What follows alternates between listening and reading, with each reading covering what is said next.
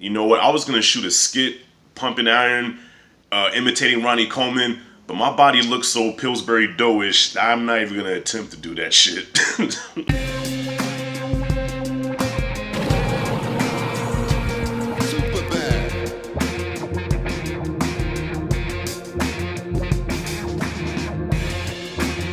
Ronnie Coleman, The King, directed by Vlad Putin, I think his name is. He's the guy that did the Generational Iron documentaries. He does a really great job with them. He did Generation Iron 1 and 2 and C.T. Fletcher, My Magnificent Obsession. If you haven't seen those, check them out. Generation Iron 2 wasn't that good, but the first one and the C.T. Fletcher one are golden. So I was really anticipating this Ronnie Coleman documentary because he's arguably the greatest bodybuilder that ever lived, okay? I got into bodybuilding, well, I didn't get into bodybuilding, but I got into weightlifting because of watching Arnold and Sly and those guys back in the day. Like, I wanted to be big like them. And at one point, Arnold, to me, was the greatest bodybuilder, him and Lee Haney. But it was more about Arnold because not only was he a bodybuilder, but he was a movie star. He was, you know, he was the guy.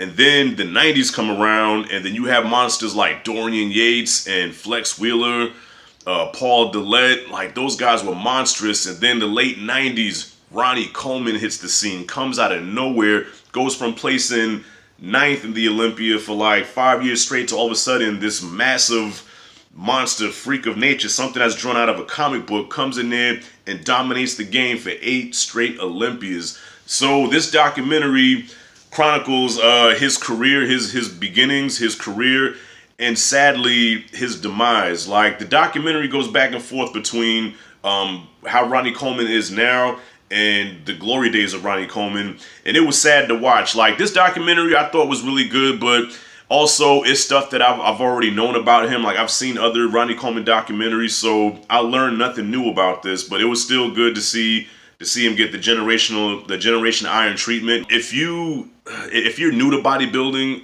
and if you don't know who Ronnie Coleman is and you see this documentary, you'd be like, damn, like, he fucked himself up. But at the time when he was on top of his game, the guy was unbeatable. Like, this guy was like the Muhammad Ali, Michael Jordan of bodybuilding. Like, Ronnie Coleman was just like, he was head and shoulders above everybody else. The only guy that came close to him was Jay Cutler, and he beat Jay consistently every year.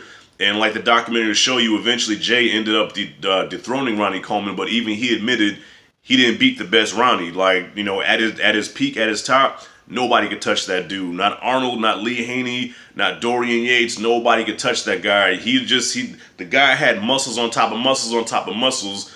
But it's funny watching him work out though, because, you know, Ronnie Coleman's famous for the yeah buddy, lightweight baby. It's funny how somebody so big can't have a voice like this. Yeah buddy, you know, lightweight, yeah, ain't nothing but a peanut.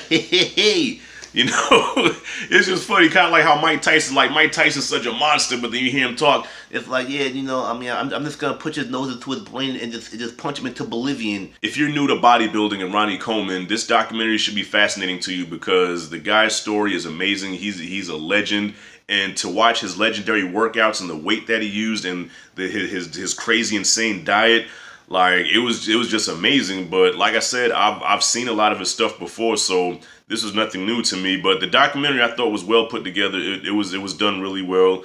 To switch back and forth between glory days Ronnie Coleman to now, and because of the stuff that Ronnie put his body through, because of all the heavy weight that he lifted and the insane things that he did to get those 8 Sandow trophies, it took a toll on his body. So now he has to walk with crutches. He has screws in his back.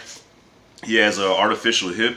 So the guy can barely walk, but it's amazing because despite all these problems that he has and the pain that he's in, like, there was even one point where he said the pain was so unbearable where, like, from a scale of 1 to 10, it was like a 13. Like, you know, sometimes the pain was just too much, but he still goes to the gym every morning at 4:30 in the morning, Metroflex gym, probably the most hardcore gym in the world. And he still works out consistently. And like, you see him, like, he's older now, his body's broke down, but he's still a really big guy. Like, he could still probably lift me under the table, you know what I mean? So it was inspiring to watch that. And what I took away from that, I said, you know what, a lot of us make excuses about why we can't work out, why we can't get in shape. Well, I'm too big to be in shape. I got this problem, I got that problem. I'm diabetic, I can't do this, I can't do that. Man, look, like CT Fletcher says, fuck your excuses, man. If you have a will to get your ass in shape, you can get in that gym no matter what. Like, this guy's doing it with the artificial hip and with screws and pins in his back, can barely walk, okay, but he gets to the gym every damn day, and that inspired me, because I ain't gonna lie, I've been off my game lately as far as working out and lifting. Like, I haven't really been motivated, man, but this kind of lit a fire under me. I'm like, look, I gotta get my fat ass back in shape, man. Like, you know, I'll do good for a little bit, but then I'll fall off.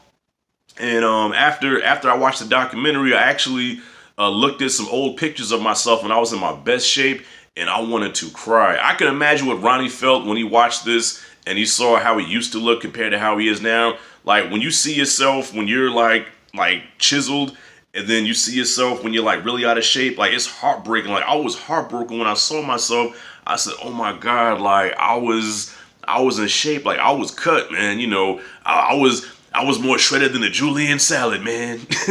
Another thing about the documentary that I thought was a little weird was I saw interviews with Ronnie Coleman where he said that Flex Wheeler, who was a competitor with him at the time, probably the third best bodybuilder in the 90s besides Ronnie and Dorian Yates, Flex Wheeler was the guy.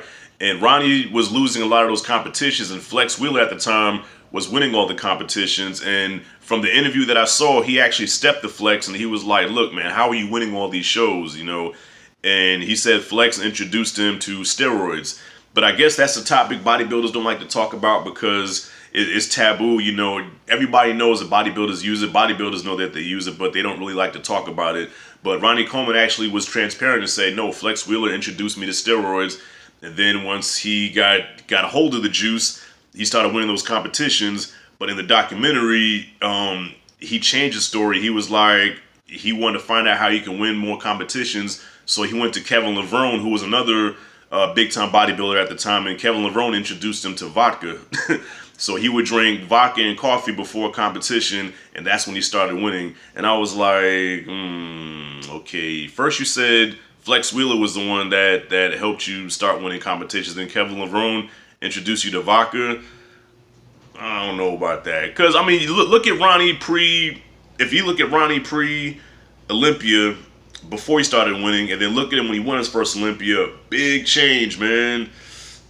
But look, like I said, they were all doing it, so you can't single him out and be like, he won those 8 Olympias because he was juicing. Everybody was juicing. Just like in the UFC, everybody's juicing pretty much. Other than that, I have no complaints about the documentary. It was just heartbreaking to see this great mythical figure, you know, in a broken down state. Like, it was similar to watching what happened with Ali, you know, when Ali went from being the greatest and the loudmouth to, you know, the Ali that he ended up becoming later in life. So it's kind of sad to see that.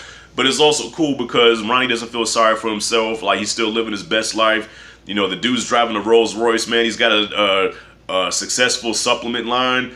I mean, he's doing good in life right now, man. So you can't really feel bad for the guy, but it's just hard to see one of your heroes in a state like that, man, because he just took bodybuilding to another level. Like, if you put Ronnie next to Arnold, no competition. Like, Arnold was the guy too. Arnold, 7-time Mr. Olympia, you know, one of the biggest stars in the world, but you put Ronnie next to Arnold, no competition. If you put Ronnie next to the bodybuilders now, if you put Ronnie next to Phil Heath, no diss to Phil. Phil is the man now, even though he did get dethroned by Sean Roden. But you put Ronnie next to Phil, no competition, man. Ronnie blows away the competition, past, present, and future so far, man.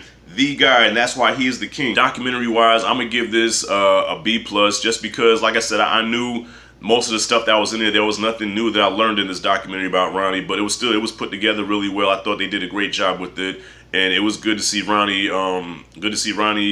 Get a quality documentary, you know, to pay tribute to the man, the myth, and the legend. All right, so I give Ronnie Coleman the King a B+. Have y'all seen the documentary? What did you guys think about it? Are you fans of bodybuilding? Are you fans of Ronnie Coleman? Comment freely below. And if you like and dig the content, make sure you hit that like and subscribe button. This is Rashad G signing out. See you in the next video.